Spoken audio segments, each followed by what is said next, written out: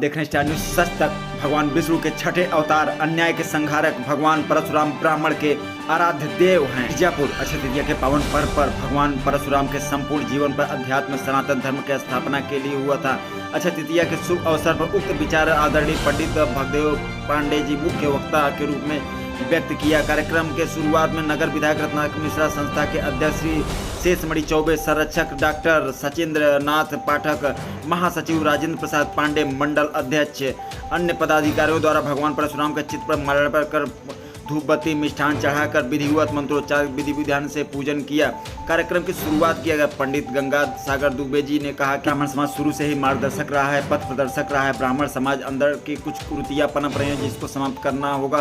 आशीर्वाद वचन नगर विधायक जी ने दिया। वहाँ पर मौजूद पंडित कैलाशपति त्रिपाठी, पंडित रमेश चंद्र ओझा, पंडित राजेंद्र तिवारी ने भी अपना विचार व्यक्त किया। कार्यक्रम संचालक पंडित विष्णु मालवीय तथा आए हुए अतिथियों को धन्यवाद ज्ञापन करते हुए नरेश चंद्र शर्मा ने इस अवसर पर श्याम पांडे, दिनेश शुक्ला, महेंद्र शुक्ला, अमरेश मिश्रा, राजपति ओझा, चंदन पाठक, अखिलेश ओझा इत्यादि कार्यक्रम को सफल बनाया। स्टार न्यूज सच तक की राजकुमार तिवारी को बदलना पड़ेगा, सुधारना पड़ेगा, सात्विक जीवन की तरफ उसे उन्मुख होना पड़ेगा। इसके अलावा कोई विकल्प नहीं है।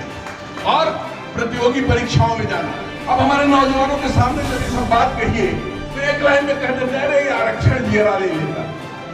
अरे भाई आरक्षण जीरा ले रहा है, मानते हैं आपकी बात से सहमत हूं, लेकिन 50% तो आपके लिए खुला छोड़ा है ना।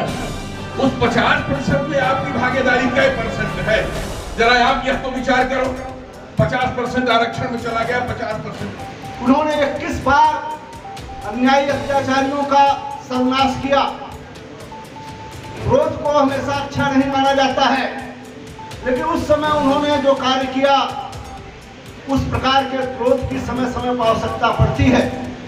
राक्षसों के नाश के लिए अस्त्र भगवान राम को भी उठाना पड़ा था और भगवान कृष्ण को भी सुदर्शन चक्र उठाना पड़ा। तो परित्राणाय साधु नाम सब आप जानते ही हैं। तो ऐसे महापुरुषों का सदैव जन्म ऐसे अवसरों पर होता है। ब्राह्मणों की विद्वता, ब्राह्मणों की क्षमता कौन नहीं जानता। ब्राह्मणों के बल पर ही भारत कभी विश्व गुरु था। ब्राह्मणों के त्याग, तपस्या, उनके प्रातःकालीन स्वाध्याय चिंतन से राष्ट्र का उन्नयन होता है।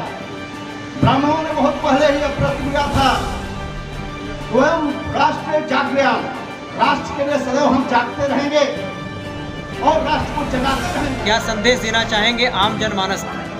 आज भगवान परशुराम के प्राकटोत्सव के दिन हम आम जनमानस को यही संदेश देना चाहेंगे कि हम अपने अंदर की कुरीतियों को हटा के न्याय के प्रति संकल्पित होकर और अपने जीवन का निर्वाह करें।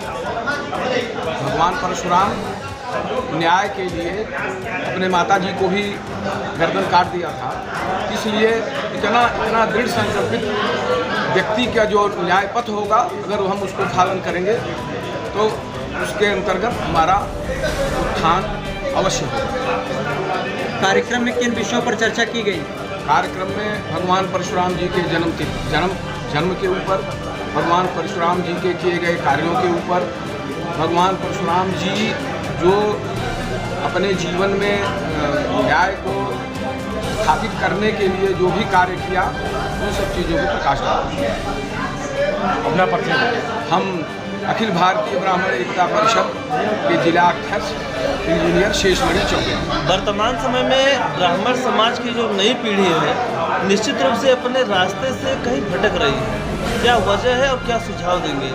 एक्चुअली अगर वजह जाना जाए तो हम शुरू से हम लोगों को ये वेद के रीति या किसी से पता होना चाहिए कि बच्चों का जो उत्थान होता है उसका प्रथम गुरु माता पिता होता है। तो हम अपने विचार से यह कहेंगे कि आज नई पीढ़ी का जो पतन हो रहा है उसके कारण कहीं न कहीं अभिभावक भी हैं।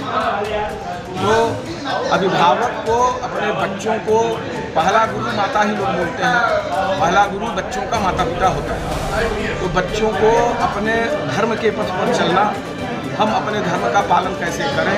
हमारा बच्चा सुबह में उठता है तो वो माता पिता को प्रणाम करे, स्नान करे, भगवान को कुछ मत करे तो प्रणाम करे। इस तरह से अपने अंदर अच्छे संस्कार लाके और उनको हम सुधार सकते हैं।